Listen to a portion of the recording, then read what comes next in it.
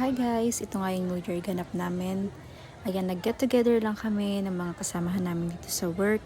At ganun nga, ang dami namin kinain, grabe. Sobrang solid yung mga food.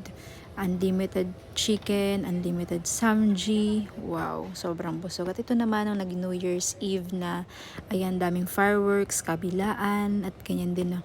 Ang dami din namin nakita ng mga fireworks. Grabe ang yayaman ng mga kapitbahay namin. Char. At ganon, at dami sobra. At kami naman, nagpapaputok din pero konti lang. At na-feel pa nga siya kasi hindi siya pumutok lahat. Ayun. Ayan, makikita nyo dyan yung aking father.